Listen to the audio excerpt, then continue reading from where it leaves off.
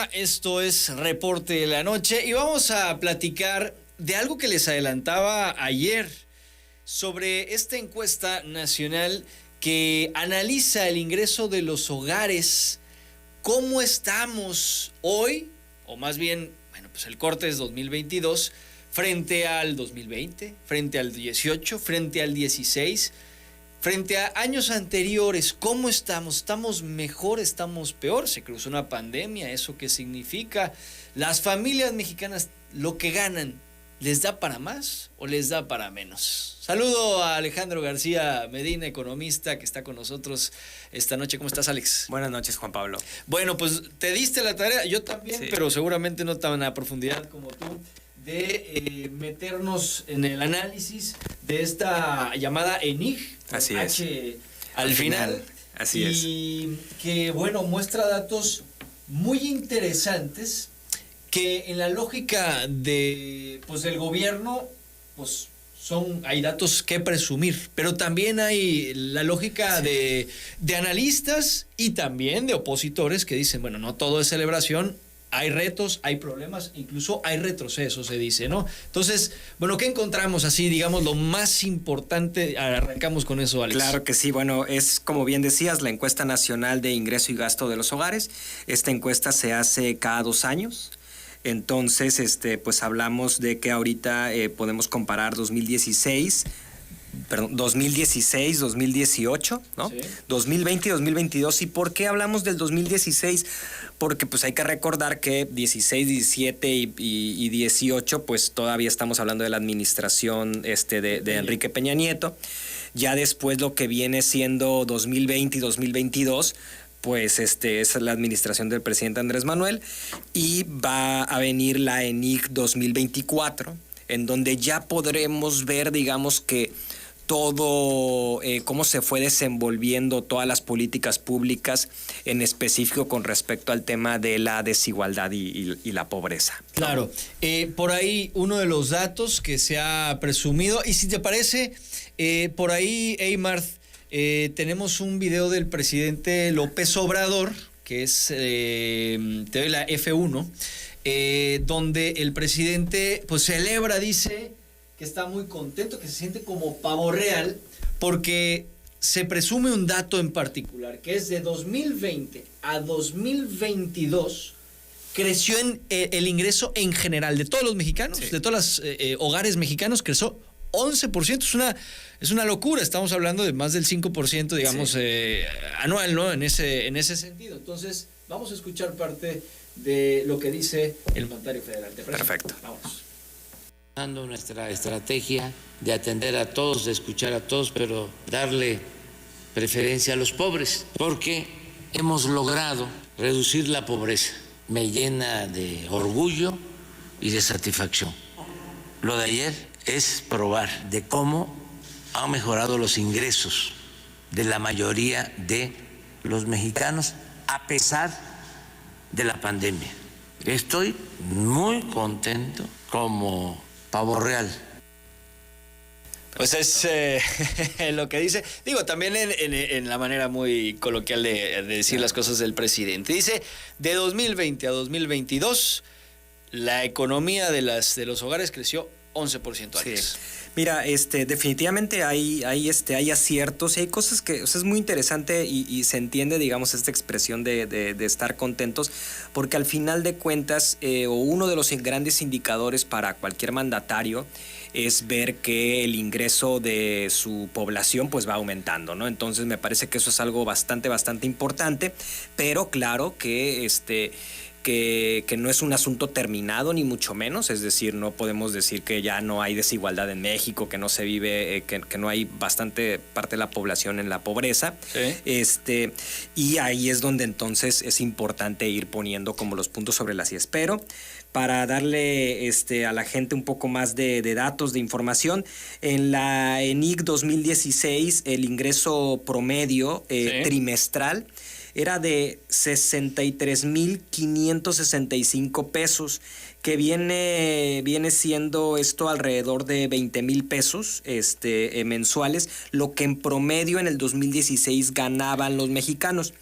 para... las familias, porque ayer nos hacían un apunte de que, oye, pero mi familia o mi hijo gana 12,000 pesos. Bueno, pues ese es el hijo, pero aquí estamos hablando de hogares. Pero ¿no? qué bueno que comentas ese punto. Ok. Porque este es el promedio. Aquí estamos el sumando promedio, además. Grandes ingresos. El que con gana ingresos. 300,000 pesos mensuales Sí. y el que gana 6,500 pesos Exactamente. salario mínimo, o el que gana hasta 100 pesos al mes. Totalmente, estamos sumando eso, pero por ejemplo, si vamos a lo que es el primer decil, digamos la parte más baja, El primer decil es, digamos, la gente que menos gana en este país. Exactamente. Es decir, se está dividiendo al país en 10 diferentes grupos. Así El es. número 1 es el que menos gana, el número 2 es el segundo que menos gana, y el número 10 son la gente que gana pues 200,000 pesos al mes, ¿no? En promedio. Sí, básicamente.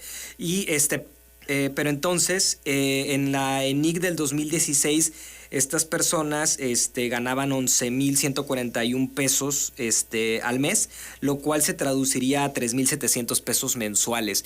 Ya empieza a sonar algo más como lo que se escucha normalmente. Luego, pero en el 2022, este grupo poblacional pues llega a ganar 13,411 pesos. Es decir, 4,470 pesos mensuales, ¿no? Sí. Porque ¿y qué significa esto? Significa un cambio del 2020 al 2022 de 18.3%. Se nos cruza la pandemia. Y entonces, si tomamos en cuenta del 2016 al 2022, tenemos una variación porcentual con todo y la pandemia sí. de ese grupo de 20%, un crecimiento bastante fuerte para pasar de ganar 3,700 pesos mensuales a pasar a ganar 4,470 pesos mensuales. Ok. En contraposición, vamos al último decil, es decir, los ingresos más altos. La gente Sí. que gana más dinero en promedio en México está ganando 77,000 pesos al mes, que son 231,000 pesos trimestrales. Por persona estamos hablando aquí. O por hogar también. Ah, no, por hogar, sí, por hogar. Sí. Que hay 231,000 pesos trimestrales, que en realidad serían 77,000 pesos mensuales en el 2016. Ahora, este grupo está ganando 66,898 pesos mensuales. De 77 bajaron a 66. Esto es un decrecimiento de menos 13.2%. Sí, ¿no? o sea, la gente que más lana percibe mensualmente o trimestralmente en estos casos que se están analizando, gana menos. O sea, los que más ganan bajaron su percepción y los que menos ganan, lo que quiere decir esto, acrecentaron su percepción. Exacto. Y en el total, en el agregado, el país creció, o sea, es decir, los ingresos en promedio de toda la población creció un 4.6% si lo medimos del 2018, o sea, de 2018 al 2022, pandemia atravesada. Aún 2022. con la pandemia atravesada tenemos un aumento de 4.6%. Sí. Recordemos que en la pandemia hubo un decrecimiento muy, muy, muy fuerte de los ingresos de alrededor de 8%. Que la pandemia explica también por qué de 2020 a 2022 hubo un crecimiento tan grande, ¿no? Del 11%. O sea, es un crecimiento poco habitual. Porque pero la base con lo que lo comparas es más chico. Exacto. Cuando se hizo el ENIG de 2020, estábamos en pandemia. La gente había perdido gran cantidad de su capacidad adquisitiva. De hecho, ahí se está viendo. Hay un bajón en las percepciones de la gente. Y ahí es cuando se toma la fotografía de cómo está México. Y luego, 2 años después, ya la gente, después de pandemia, recuperando las cosas, etcétera, ya empieza a ver pues una salida y se ve el crecimiento del 11. Pero me parece interesante que el análisis que hagas es de 2018 a 2022, porque pues también nos permite, creo yo, de manera un poquito más objetiva, ver que, pues en efecto, hubo una pandemia, el crecimiento no fue tan grande como quisiéramos, pero hubo un crecimiento porque pues estamos considerando que hubo la emergencia sanitaria. Claro, claro. Y yo pondría 2 puntos muy importantes para que no se pierdan. Uno es este punto que comentas, que es que recuperamos ese nivel, ya lo pasamos, hablamos de un crecimiento de 4.6, una variación porcentual entre el 2018 y 2022. Esto también nos hace tener un crecimiento del 0.2% con respecto al 2016. Y es que, ¿qué pasa en el 2016? Si tú comparas la ENIC del 2016 al 2018, esos 2 años, los últimos 2 años de Peña Nieto, decreció el ingreso promedio de todos los mexicanos. En promedio se ganaban 63,000 pesos trimestrales y decrecimos a 60,000 pesos sin pandemia. O sea, ahí tuvimos un decrecimiento. Luego viene todavía un decrecimiento más profundo con lo de la pandemia. ¿A qué podríamos atribuir eso? Porque estábamos hablando de que siempre se iban rompiendo ciertos récords de inversión extranjera, el turismo creo que fue una de los fuertes de Peña, del sexenio de Peña Nieto. De ahí en fuera, pues no sé qué, o sea, digamos, siempre estábamos creciendo, la economía estaba creciendo al 2%, algo que decían pues, mediocrón, pero pues ahí vamos creciendo, sí. ¿No? ¿A qué pudiera ser digamos, esto tiene mucho que ver con las reformas estructurales que se aprobaron del plan el Plan México o algo de por sí, México, el pacto, ¿no? Pacto por México. Ya puestas, digamos, en funcionamiento, ¿no? Okay. No fue muy bueno para la población, aquí tenemos ya los datos, pero el punto importante es que este crecimiento de este sexenio ya no regresa a esos niveles. Claro. Ya digamos que todo este bajón, pues ya lo superamos, y con una distribución del ingreso menos desigual.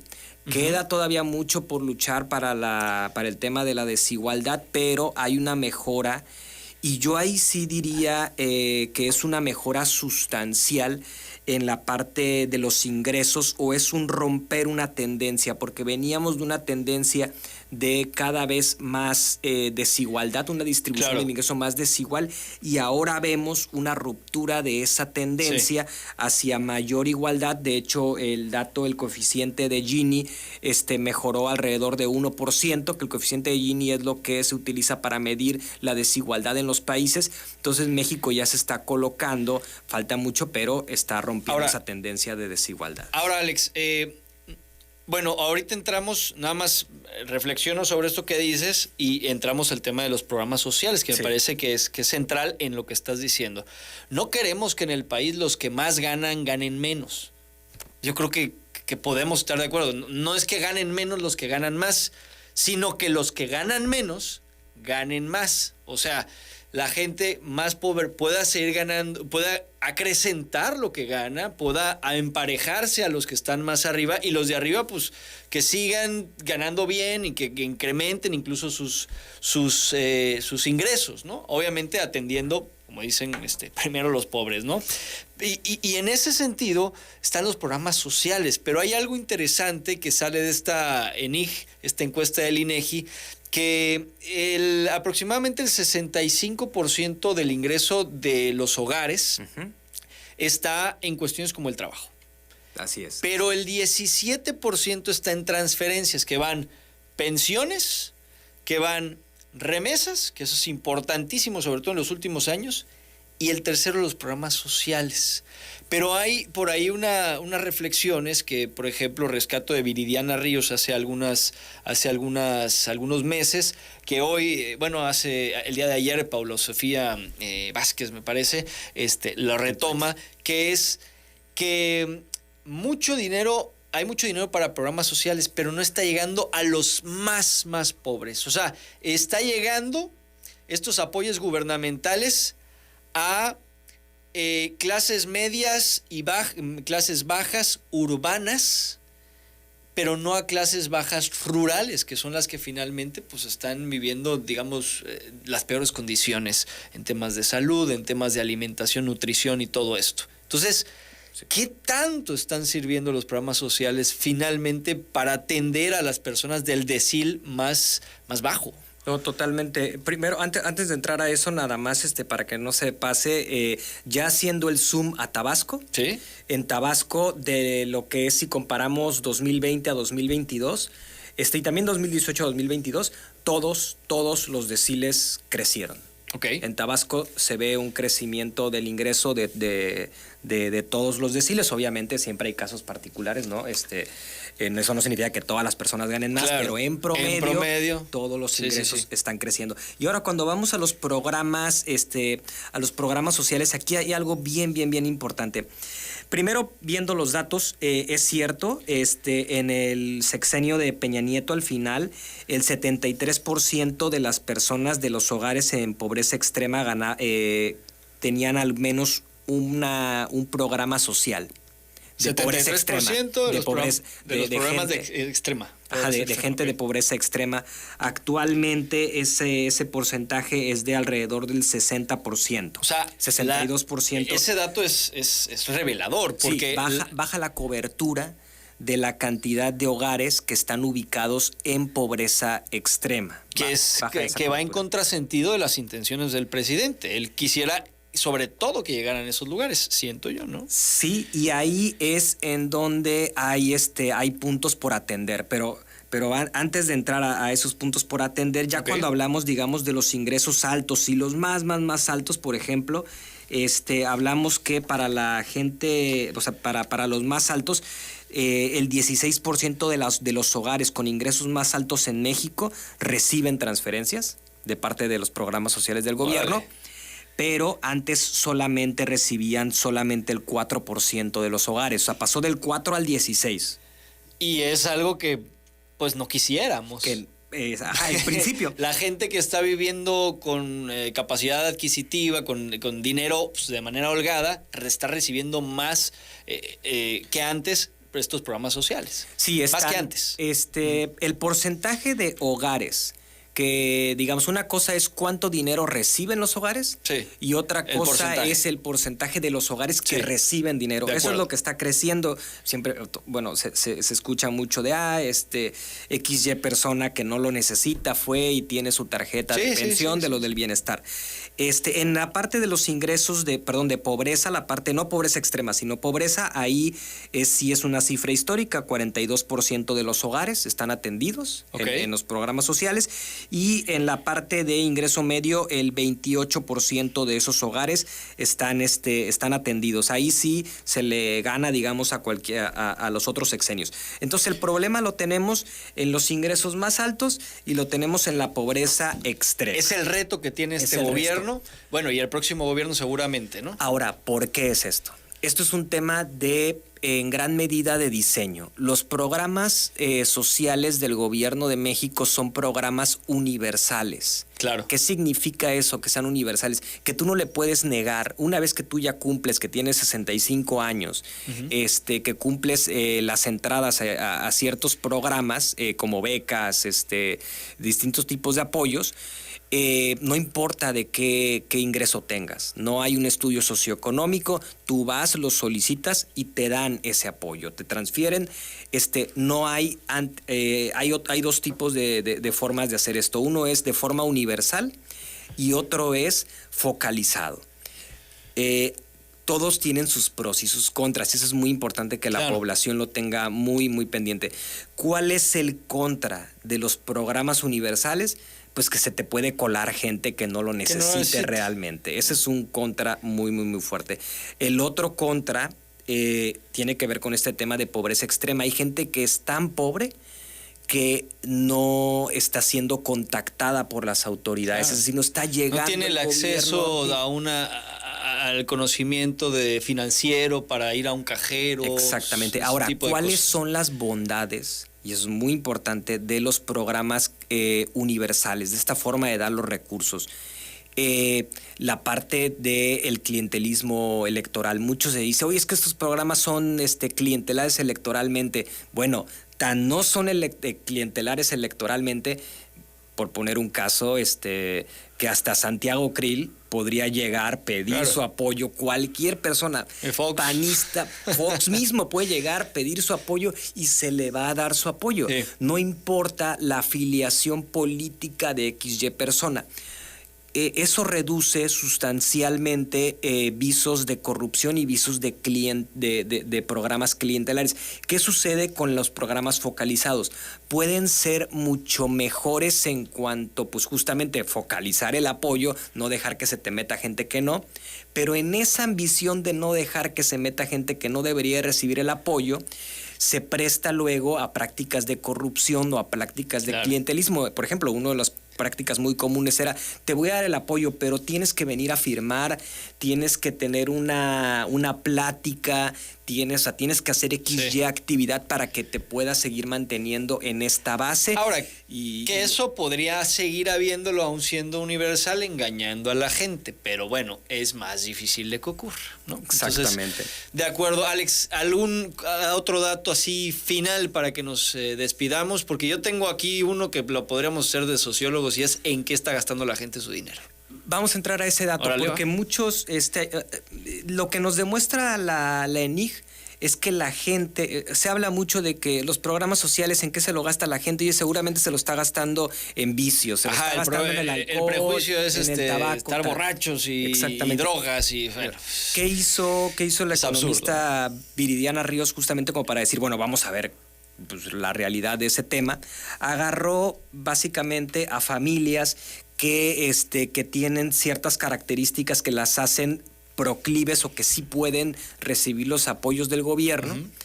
Hay un conjunto de personas, como ya vemos, no todos están cubiertos, ¿no? Hay gente que puede, pero no lo recibe, y comparó cómo se comportan los gastos de esos mismos dos grupos que son igualitos, pero la única diferencia es que uno recibe programas y otro no recibe programas, ¿no? ¿Y cuál es la diferencia? Que cuando la gente recibe programas, esos programas se lo están gastando ¿en qué? En verduras, frutas y verduras, se lo está gastando en azúcares, en cereales y en café, ¿no? Eso es lo que en realidad tampoco el mito de que se lo está gastando en medicinas, tampoco se sostienen con los datos del ENIG. Básicamente la gente se está gastando este dinero, pues básicamente en una mejor salud y en ser un poco más productivos en cuanto a que pensar que el azúcar y el café nos pueden ayudar mucho en nuestro trabajo, ¿no? Claro. Entonces, ahí se concentra. Es un poco también este mito de que los pobres trabajan menos o son flojos y en realidad son de las personas que en el mundo, pues, más trabajan. Aquí en México particularmente. Fíjate que el dato generalizado de México y aquí en Tabasco entra dentro de ese grupo. El 70% de los gastos están en comida, por supuesto, en bebidas, incluyendo las alcohólicas, y en tabaco. Eso me parece pues escandaloso, porque ahí estamos involucrando a familias donde el ingreso tampoco es tan alto. Por supuesto, la familia que reciba programas sociales o que no recibe programas sociales, si ya gastaba algo de lana en tabaco, con programas sociales lo va a seguir gastando. O sea, no hace la diferencia el recibir o no los programas sociales, para quitar ese mito. Pero lo que sí me parece aquí el análisis es, pues, en qué... en lugar, quizás necesitamos todos, incluido yo y todos los que nos están escuchando, pues a lo mejor instruirnos en mejores prácticas para que nuestro dinero, lo que quizás tenemos, esos pesitos de más, pues meterlo en algo que no sea un vicio como el tabaco, ¿no? Mira, rápidamente, eso es un tema que pasa en todos los lugares del mundo. Claro. La educación financiera es muy bueno, es importante tener educación financiera, pero pasa en todos los lugares del mundo. Y esto pasa porque entre menos ingresos tengas, las cosas comunes pues te cuestan más en proporción a tu ingreso, ¿no? Claro. Entonces, por ejemplo, claro, un agua de 20 pesos, pues sí, si ganas 200,000 pesos mensuales, pues va a ser el 0.1%, ¿no? de ese ingreso. En cuanto a una persona que esté ganando 3,000 pesos de forma mensual, pues sí el impacto va a ser mucho mayor. Eso es un fenómeno que sucede en todo el mundo. Lo que tenemos que ver justamente es que darle más ingreso a esas personas, hacen, como lo demuestran los datos, claro, que consuman más. Y si consumen más, de la economía, de hecho, de ahí viene. O sea, consuman más, nada más para acotar, no ese vicio. Consuman claro, más claro. De lo bueno, de quizás Frutas, algún gustito, verduras, pero en general, sí. Exactamente. Pero también entonces eso nos pone a pensar mucho del impacto del gobierno, por ejemplo, en temas como el transporte. Por ejemplo, un transporte público, por poner un ejemplo, de base C4 al hospital del IMSS, Sí. te cuesta 20 pesos. Una persona que gane 400 pesos al día, estás hablando que se gastó 20 de ida, 20 de regresa, 10%. 40, y eso que esa persona no vive en C4, en la central. Sí. Además tiene que tomar otro. Entonces, el impacto es muy, muy grande. Cuando vemos, por ejemplo, lugares como la Ciudad de México, que tú puedes tomar el metro y te cuesta, bueno, cuando yo estudiaba pesos, ¿no? te costaba 5 pesos, no sé si costaba 5 pesos, sí, pero cuesta 5, pero con ese tú puedes tomar en toda la ciudad, puedes estar ahí en el metro y no llega a esos niveles. Entonces, es cierto, entre menos dinero se tiene, más es el impacto de transporte, más es el impacto de comida y más importante es que el gobierno entre justamente ahí, porque entonces eso le libera recursos a la gente para que los pueda consumir, para que los pueda utilizar, y eso genera más economía, más ingreso, porque pues se necesita producir esos bienes y servicios, sí, y entonces hay que contratar más gente y eleva los salarios. Muy bien, Alex, pues me parece que abundamos todos los tópicos así más importantes de esta encuesta, que va a seguir dando mucho de qué hablar, va a generarse mucho debate. El auditorio viene el Coneval también sobre el dato de la pobreza, y se estima que hayan salido alrededor de 5 millones de mexicanos de la pobreza ya con estos nuevos datos del ENIC, lo dice Gerardo Esquivel. En agosto sale el nuevo Coneval, que ya lo estábamos esperando alguna vez, hace unos meses hablamos de ello. Y creo que va a ser muy interesante. Te vamos a invitar, obviamente, para analizarlo por acá. Gracias, Juan Pablo. Aquí estaremos. Es Alejandro García Medina, economista. Nosotros vamos a una breve pausa y regresamos a la parte final de este reporte de la noche. Reporte de